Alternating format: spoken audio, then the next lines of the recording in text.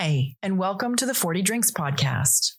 Today, I'm talking to my friend Janna Hartley, who tells us about how she felt like she turned 40 at 25 as a reaction to her brother doing some seriously grown-up things, and how joining a roller derby team in her 30s allowed her to create an alter ego that she says was more her than her regular persona. You'll hear about Janna's year of no fear when she turned 40, and how she made a conscious decision to get out of her own way as part of her healing after her fiancé committed suicide. But more on that later.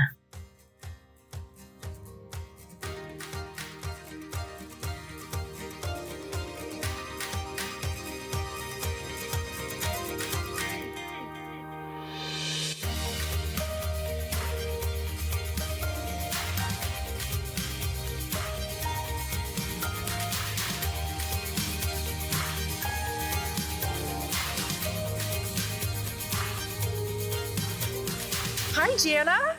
Hi. Thanks so much for joining me. I'm so excited here. You are my very first guest on the 40 Drinks podcast. Yay. Which is just so perfect in so many ways. We've been together as a couple professionally for like 12 years now. And you were also one of my 40 drinks.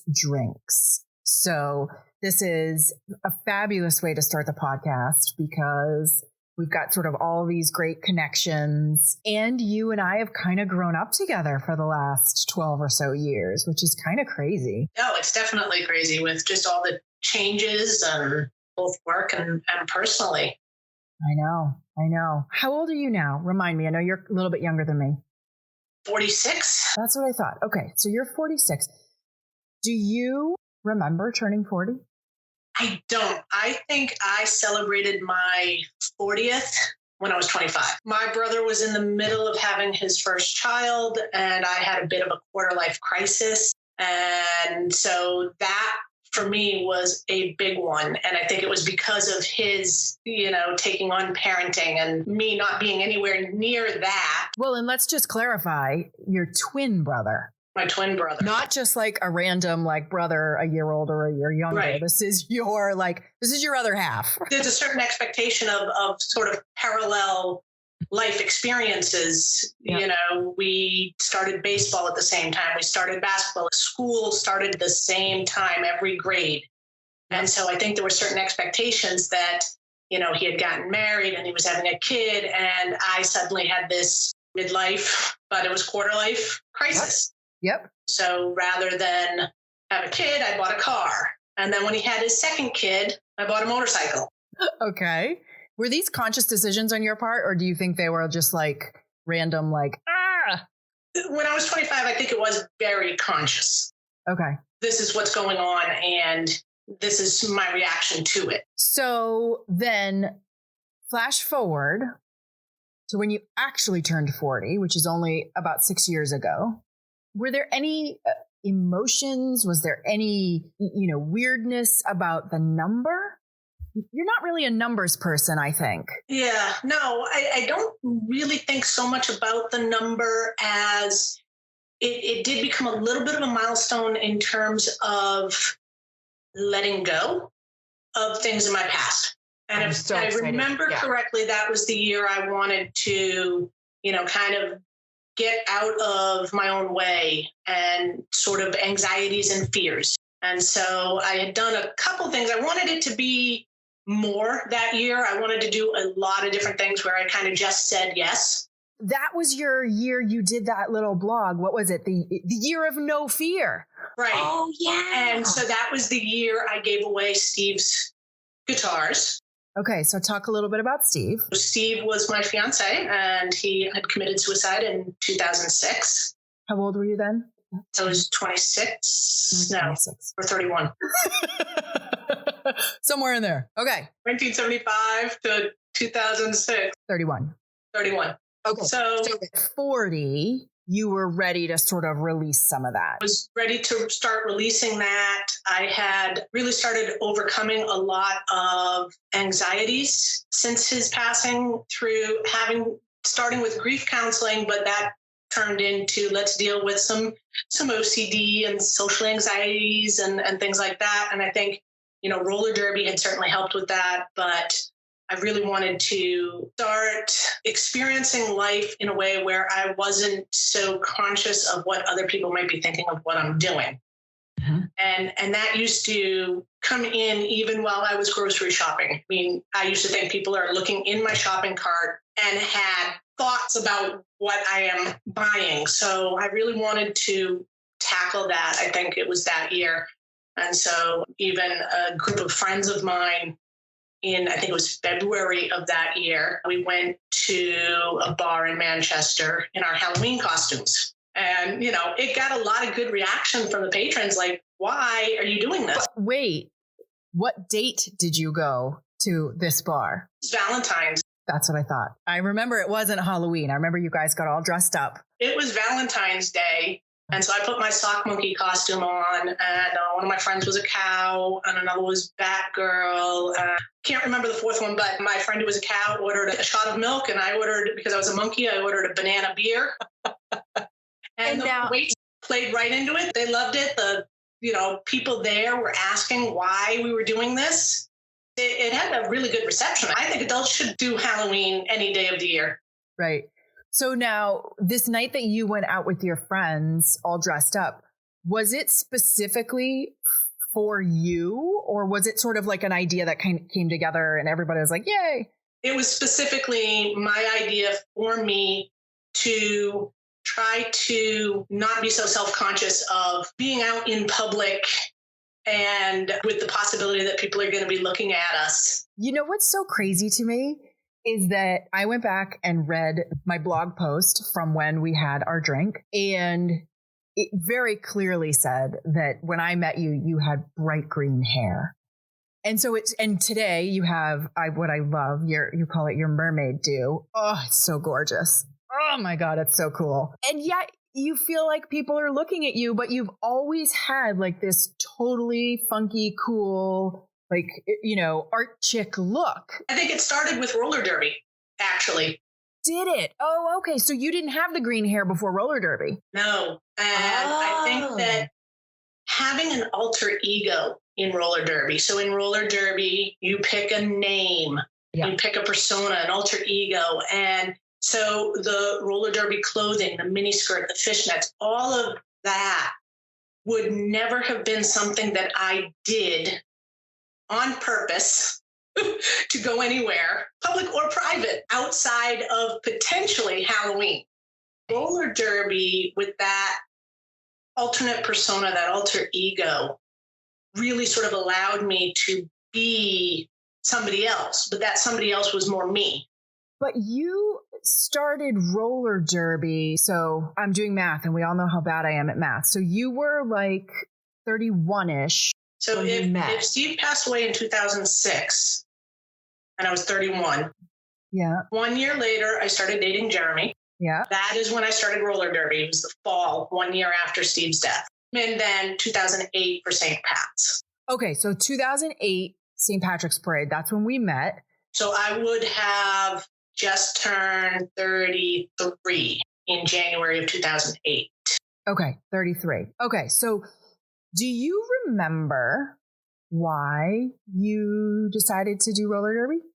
I saw an advertisement for a meeting, and I don't recall if I talked to Jeremy about it and he was just that supportive, or if I told him I wanted to do it. But there was something sort of timing wise, I think, with Steve's death and that 1 year anniversary. And I think looking for something new and looking for a distraction and looking for something to occupy time. And so I think that was probably why I went to the meeting.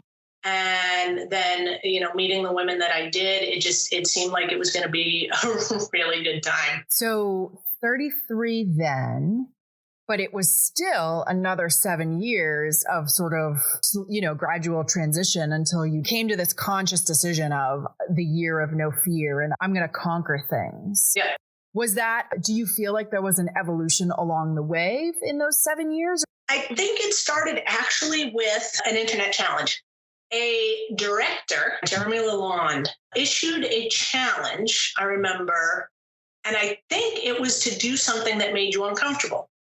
And so I did a video of me singing. I don't sing. I don't sing for anybody. I don't sing happy birthday.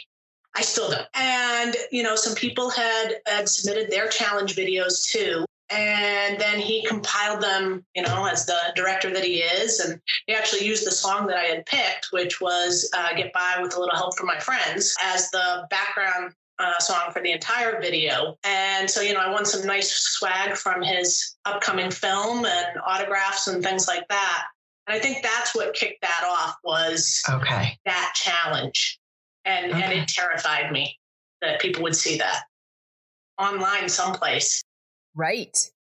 We're going to have to go find it. I know you said you had your big quarter life crisis around your brother's transitions and his growth path. Do you feel like you were making decisions in your younger years that were made because you should do something, or you thought your parents would have wanted you, or your teachers or mentors or the man, a boss? Did you make decisions for other people in your younger years? I would say absolutely. I think there's a certain amount of this that I was born with. So back up to birth. My mother tells a story of when my brother learned to crawl and learned to walk, and he would go in circles and I would sit there. And even though I was 3 minutes older, I had not mastered crawling or walking, and I would knock him over as he came around. And then my mom said, one day I managed to skip crawling and went straight to walking. And in hindsight, she says she thinks I was practicing when nobody could see. Because in college, when I learned to rollerblade, I went out in the middle of the night, 3 a.m. I was going to say, that sounds just like you. Nobody would see me fall. Right. If I was skiing, I wasn't trying anything new under the chairlift where somebody could yell yard sale. Right. I was on the back trails. So she will tell you that right from the beginning, from birth, I was a perfectionist, and I did not want people to see me fail at anything. I talked second, but she says, but then it was full sentences. Right. So she says, you must have been practicing. And so I think that, right from the beginning, all decisions were based on whether or not I could do something and whether or not people might think negatively. So, through school, I never raised my hand. I never spoke up. I was quiet. I did my work. I got my A's. It was in high school. My mom had a parent-teacher conference with Mr. Wiswell, my freshman English teacher, and he told her how smart I was and, willing to help other students and this and that. And he says, there's only one problem. My mom says she won't raise her hand. And he says, exactly. And she says, she's not going to. You're going to have to call on her. That point forward, he started just randomly calling on me. Yes, I had the answer. Right. He never raised my hand because I didn't want to not have the answer or be wrong. Technically, I was never wrong, but I didn't, that fear. So yeah, it's always been there. So it's interesting, right? Because with a twin, and especially with, let's just call Mark precocious, if he was doing all these things before you, even if it was just 4 minutes after, there must have been sort of like a measuring up, a keeping up kind of thing from as far back as you were conscious. I think that we've always had a certain competitiveness. That was one reason I actually chose not to try out for Pee Wee football, was I felt that even if I did worse, I would still get the praise because I was a girl. And so I didn't want to take that away from him. So that was sort of when our sports paths diverged a little bit, because otherwise we were playing the same sports all the time. And so there was a certain, we were both goalies for soccer, and we played the same positions. And in baseball, he was the pitcher, I was the catcher. But, competitiveness, but also we were each other's best friends and biggest supporters too. And then at a certain point, Mark's path in high school went a little bit different. And I think I started trying even harder not to do wrong because I did not want my parents to deal with more than they had to. Now you were compensating. If he was going to be a little bad, you wanted to be even more good. Correct. Yeah. Okay. Well, so it's funny because you have sort of always done that, especially when it comes to your family unit, right? So Mark went off and moved out of the country for a decade? He was gone a long time, wasn't he? He was probably in Germany for 3 years, but then he was in Virginia, then, a few hours away in Massachusetts. So even after his service, he was not in New Hampshire. If you're enjoying the 40 Drinks podcast, please subscribe using your favorite podcast streaming service. You can follow along with us on social media at 40 Drinks, FORTY Drinks, on both Facebook and Instagram. I despise this story, but I love it. You came to me one day and you said, hey, we're thinking of putting our house on the market and, it probably won't sell. And, this probably isn't going to happen for any time soon. But I just want to let you know that, we might be thinking of maybe moving somewhere. And I was like, okay. You undersold it so hard that I was like, shh, nothing to think about. First day offer. Yeah. Yeah. Your house sold immediately. And then you guys decided to divest yourselves of all your stuff. We drove south until we saw palm trees and I could take my winter hat off and said, okay, this is good.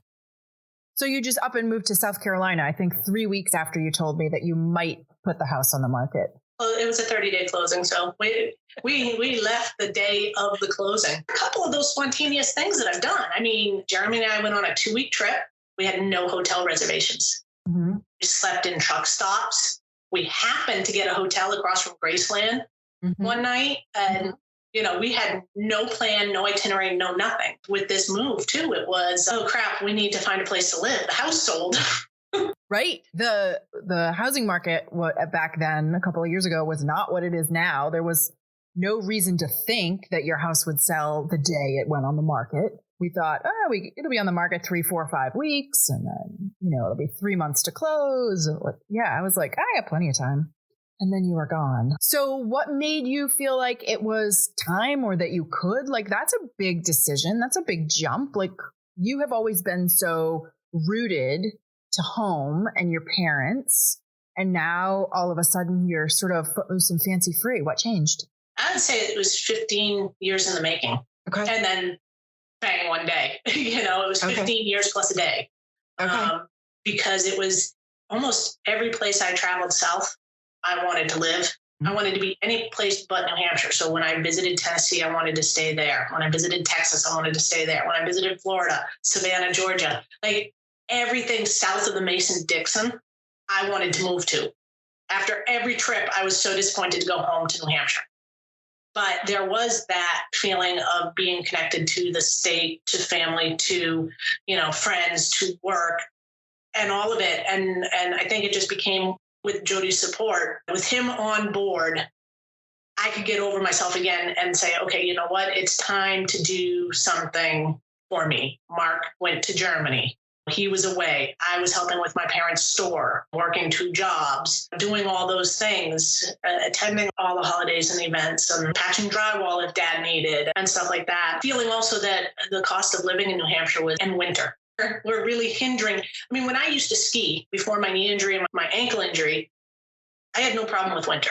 Mm-hmm. I was skiing 20, 30 times a year. Winter was fun.